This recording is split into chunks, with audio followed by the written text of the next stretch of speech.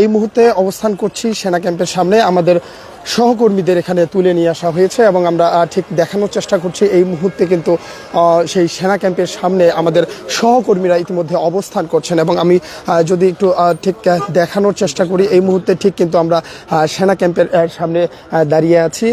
ঠিক আমাদের সর্বমোট আমরা ছিলাম 21 জনের মধ্যে আমাদের আমি সহ 21 জন ছিলাম। তার মধ্যে আমাদের 18 জনকে বাইরে রাখা হয়েছে, অর্থাৎ আমাদেরকে ছেড়ে দিয়েছে আমাদের ডিভাইস দিয়ে, এবং আমাদের 3 জনকে কিন্তু এখন পর্যন্ত ভিতরে রাখা হয়েছে। এবং কখন না কখন ছাড়া হবে এমন কোনো মন্তব্য, এমন কোনো তথ্য এই পর্যন্ত পাওয়া যায়নি। এবং আমরা এখানে আমাদের যারা সহকর্মী এই ছিল তারা কিন্তু এখানে অবস্থান করছেন এবং আমরা ঠিক দেখতে পাচ্ছি তারা কিন্তু এখানে অবস্থান করছেন। ঠিক সবারই কিন্তু একটি কথা যে তাদের যে সহকর্মী যারা ছিল, প্রত্যেক সহকর্মী যারা একসাথে এসেছিলাম সেনা গাড়িদের সাথে আমাদের তুলে নিয়ে আসা হয়েছে। প্রথমত একটি বিষয় যদি আমি প্রথমে বলি আপনাদের, আমরা অফিসে যে যার মতো করে কাজ করতেছিলাম, অর্থাৎ আমার নাইট ডিউটি ছিল। আমার নাইট ডিউটি করার পর আমি খাওয়া করতেছিলাম, খাওয়া করার পরে কিন্তু আমরা অফিসে অবস্থান করি, যে যার মতো করে কাজ করতেছিল। এবং কাজ করার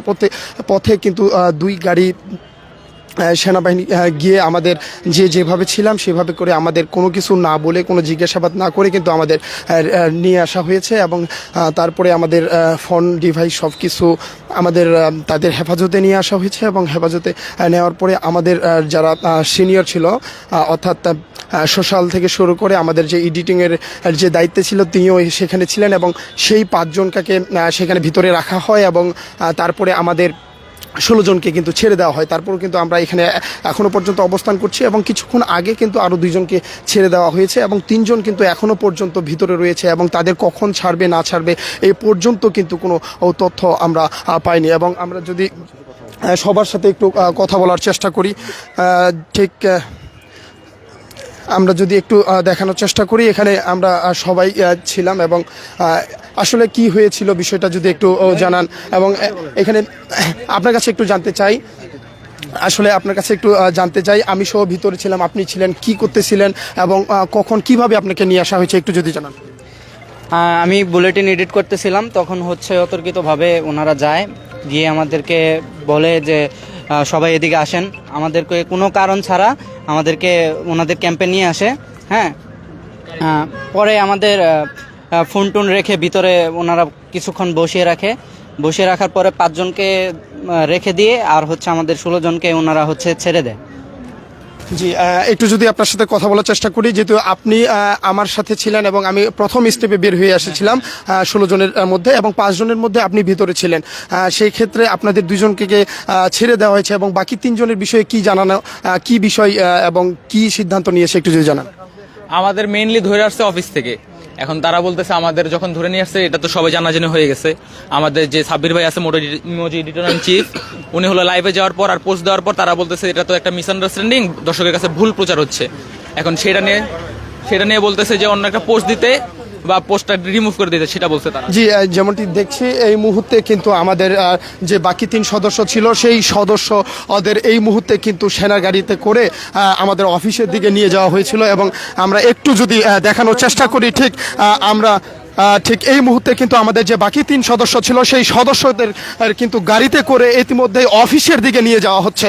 এবং ঠিক আমরা 21 জন ছিলাম, সেই সেনা ক্যাম্পে 21 জন ছিলাম, এবং এই 21 জন থাকা অবস্থায় প্রথম স্টেপে আমাদের 16 জনকে বাইরে রাখে, এবং বাকি 2 জনকে কিন্তু আমাদের এখানে, আমরা যদি একটু জানতে চাই, আমি সহ ভিকটিম, আমাকে সহ তুলে নিয়ে আসা হয়েছিল।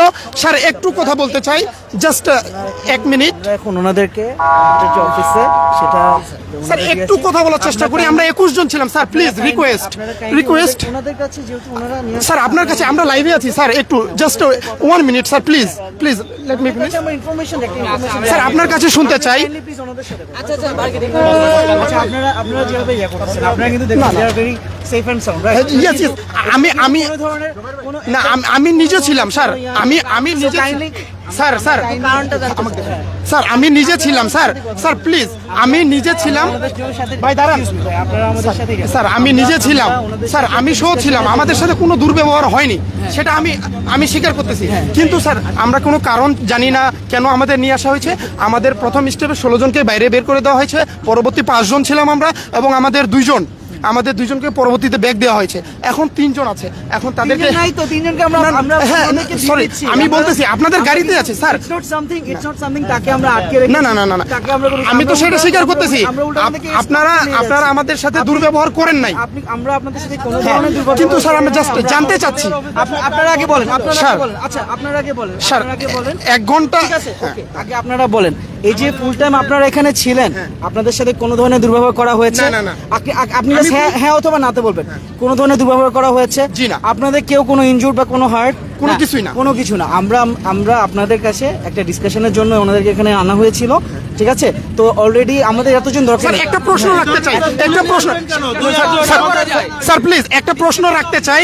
আসলে স্যার বিষয়টা হচ্ছে আমাদের ঊর্ধ্বতন কর্মকর্তা আছে, সেই ক্ষেত্রে আপনারা তাদের কন্ট্যাক্ট করার সহযোগিতা করছিলেন কিনা জানি না, আপনি ঊর্ধ্বতন কর্মকর্তার সাথে কথা বলার আপনার উচিত ছিল, সেই ক্ষেত্রে আপনি আমাদের 25 জন 21 জনকে তুলে নিয়ে এসেছেন, এটা আমরা কিন্তু এক্সকিউজ মি এখানে একটা আপনাদের একটা মিসআন্ডারস্ট্যান্ডিং হচ্ছে আপনারা যেভাবে বলেছেন যে তুলে নিয়ে আসছি বা এমন ভাবে যদি আপনারা বলেন সেটা যদি আপনারা বলেন যে তুলে নিয়ে আসছি বা আপনারা যে কারণে যে এটা রিফ্রেম করতেছেন ব্যাপারটা কিন্তু কখনোই স্যার আমি স্টিল ছিলাম, আমাদের কিছুই জানানো হয়নি স্যার, আমি স্টিল ছিলাম, please sir let me finish sir please আপনাদের যদি কোনো ধরনের আচ্ছা ভাই শুনেন আপনাদের যদি কোনো ধরনের কোনো ইয়া থাকে এখানে তারা পিছনে আছে তাদেরকে আমরা চাইলে তাদেরকে আমরা এখানেও ছেড়ে দিতে পারতাম বাট আমরা ওনাদেরকে বলছি যেহেতু আমরা আরেকটা বিষয় এখানে নাথিং পার্সোনাল নাথিং কিছু বাংলাদেশ আর্মির সাথে কোনো ধরনের কোনো কারো কোনো ধরনের কোনো গ্রিফ নাই কোনো ধরনের কারো কোনো ইয়া নাই এখানে মনে হচ্ছে একটা মিসআন্ডারস্ট্যান্ডিং হচ্ছে আপনারা ইটস বেটার আমি এখানে কথা না বলি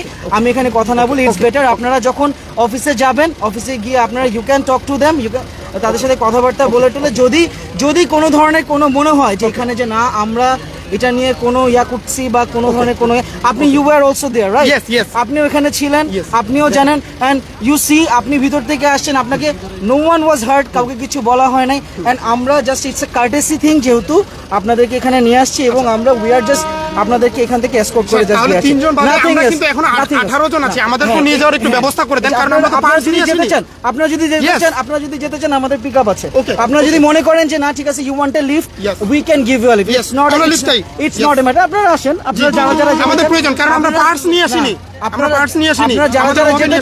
যেতে চান you can thank you by the way এটা কোনো ইটস নট না ইস্যু এটা কোনো ধরনের ইস্যু না এটা কোনো ইয়া না